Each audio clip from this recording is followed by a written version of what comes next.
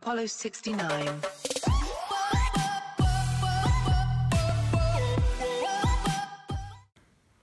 What is up, guys? Welcome back to another video, and this is the 7th time I've had to record a video today because the first attempt at a video, which was a completely different video from this, corrupted while I was editing it, and I wasn't able to upload it. So that's one thing. And then I tried filming this video once, I ran out of storage on my phone, so now I'm having to try this all again. So I hope this video doesn't suck. I'm really sorry if it does. But I'm filming this at 9 at night because, again, I spent all afternoon trying to film a video 5 times. It was kind of a failure. But today's video, we'll be talking about plans for power. And if you've looked in the About section of my channel, you'll see that I said a 500 horsepower supercharged sport track. And, well, the supercharged part may be up for debate, as you'll see later in this video, but the 500 horsepower part is my goal. I'd love to have a 500 horsepower sport track within the next 4 years. I've got a lot of stuff I got to deal with before this happens, though, so that's why I'm not like announcing it as some crazy project like, oh, the high horsepower project is starting now. I'm wanting to deal with some other things first. I want to, get moved out of here, get another car lined up that I can have as a backup while the sport track's getting its engine torn apart for that project, and be ready to go with all that, have the finances available with a good job to do all that, and be ready to go. So let's get started with what's probably going to go into the build. So there's 2 options I can go with. The first is taking my stock short block, do a complete rebuild on it, new pistons and all that stuff, the stock equipment, and then going with the rest of the project that I have planned, or buy a short block from Super 6 Motorsports, which includes forged internals, but is, well, double what we paid for the truck itself. It's close to about $6,000 just for the short block. And that means I'd have to transfer all the engine accessories, the timing covers, the belts, blah, blah, blah, blah, blah, all over to the new engine, which means I could get a brand new 4.0 for $6 grand with racing internals. This does not include the headwork, head studs, cams, whatever, which brings me to the next thing is, of course, also their Stage 3 ported heads, which does, I believe, include cams and valve springs. They'll be using their ARP head studs that they offer online on their shop as well. So it'll be a pretty built engine, I think. Internally, the engine will be pretty much rated for close to, I would say, a high 3s, low 4s, naturally aspirated, which is really good for a 4.0. This is just estimations, because a blower truck on stock internals gets 300, so I would assume that a built motor naturally aspirated would get somewhere kind of similar. Ported intake manifold, of course, I'd probably have that custom ported unless Super 6 offers a ported manifold like they're getting ready to for the 3.5 cars like Michael's Taurus. He actually just reserved one today, so kudos to him for getting some stuff done there. So that's kind of that. It'll be a ported manifold, ported head truck with possibly forged internals with their head studs. So that's kind of the whole thing with the motor. Of course, it'll be completely fresh. I haven't entirely decided if I want to run like a piggyback system with nitrous for what I'm about to bring up, but I don't think I am because I just don't like nitrous personally, because it's not, permanent. You run out of NOS, you have to pay filled up. You get the tank filled, and then you have to go around without being able to drive fast again. You can't choose to be fast all the time. You have to be, kind of easy on your nitrous supply. So that's why I personally would not use nitrous. I'm going to go for one of 2 options I have now. So the reason I put supercharged in the About section is I was personally referring to the Modbox kit, which is no longer, apparently. I've been on their site recently, and I can't seem to find it anywhere. It seems to me that it got discontinued or something like that. Meanwhile, I seem to be able to get one of 2 different variants of forced induction, one of which is completely custom, which I really like, and the other is, having to slightly modify the kit. So the first option, which is to slightly modify, I'm going to bring up first, is the Vortec centrifugal blower for the 4.0 Mustang.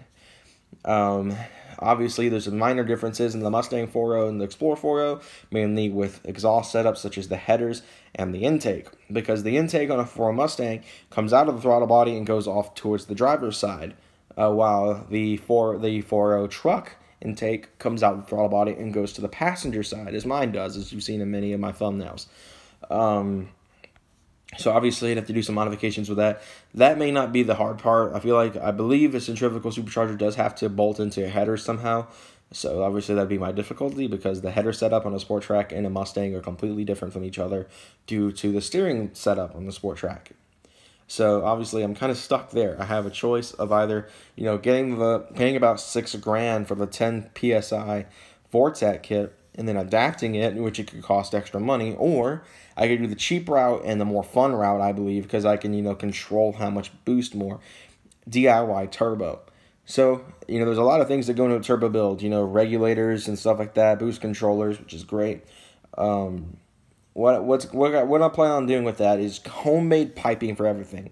Custom headers. I'd get custom long tubes made, more than likely, that could run the turbo as well.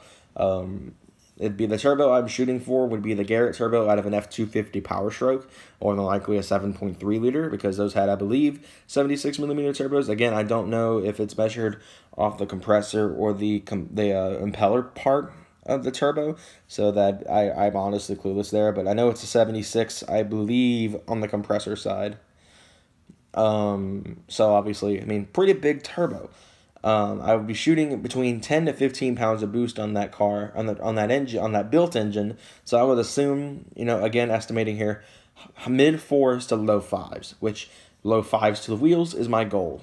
As long as I hit that 500 horsepower mark, I'm pretty happy. Of course, it'd be a lot of, custom work, and it'd be a lot of trial and error to make sure stuff works properly.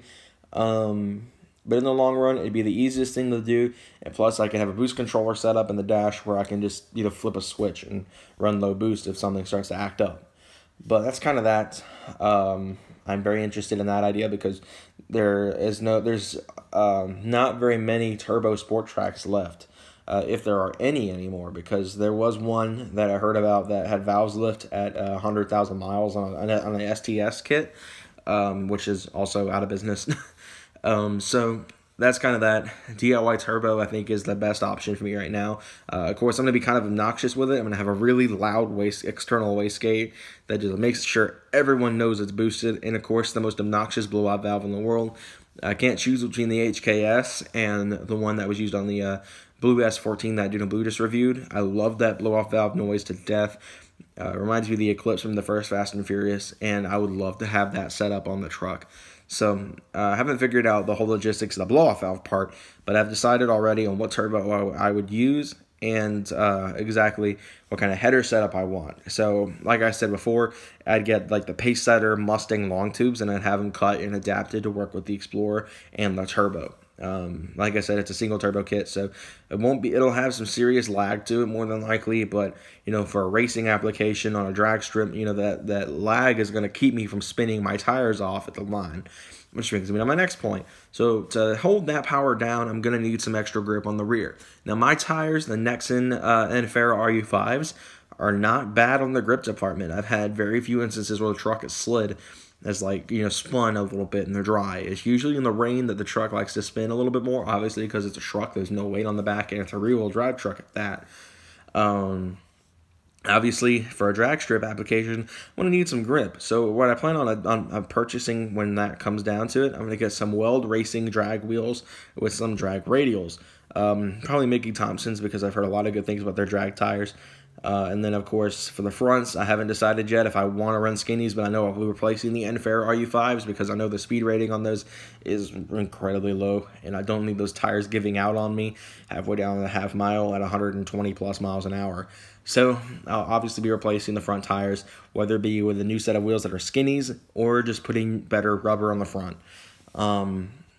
So obviously the truck will be set up for racing very well on a drag strip, which brings me to the next car thing that I mentioned earlier, that I need another car for backup. I'm stuck between two cars, both of which would be a track application instead of a drag race application, which I know one of these, you're going to be like, why would you want to track one of those? The first of which is a Honda Civic. I know a lot of you guys that watch this channel are very domestic people, like I am kind of turning into myself. I went from being a high import guy, dream car was a Skyline, to, wanting a Mustang, which will bring me to my next point. I've always liked the Civic as a handling platform. I don't like it really for the reputation it has. That's kind of what drove me away from wanting a Civic as a younger kid. When I was, 13, 14, 15 years old, I didn't want a Civic because, one, they're everywhere, and two, for the reputation that Civic owners get, whether it's a really good Civic that's been done right, like some of the ones I've seen on YouTube, or some of the really bad ones that you see at, car events online and stuff, the ones that are, always getting made fun of. That's really the difficulty. Hondas are cheap and easy to build, so that's why I personally would want to do a build on one of those, because they're cheap. I mean, I can get a short throw shifter for one for like $50. Pretty cheap build, if I say so myself. So the Hondas are definitely an option here. I've always loved the Integra in particular, but finding an Integra is more difficult than finding a Civic, so that's one thing. Then car number 2 is the New Edge Mustang. Now, as I've said before, Mustangs run in my family. My dad has one. My friends have them. My great aunt has one. Another member of the family has one. I want to join the club, so I'm thinking New Edge with a 5.4 4-valve swap. Watts link on the rear end to make sure that it can handle track use very well, and be a complete ready race car. So to kind of close out this video, we heard a lot of stuff coming in this week. Caffeinated Octane vlog on Sunday, Caffeinated Octane vlog 14. Boosted Mafia meet video, the season opener is Friday, so we'll have that up Saturday.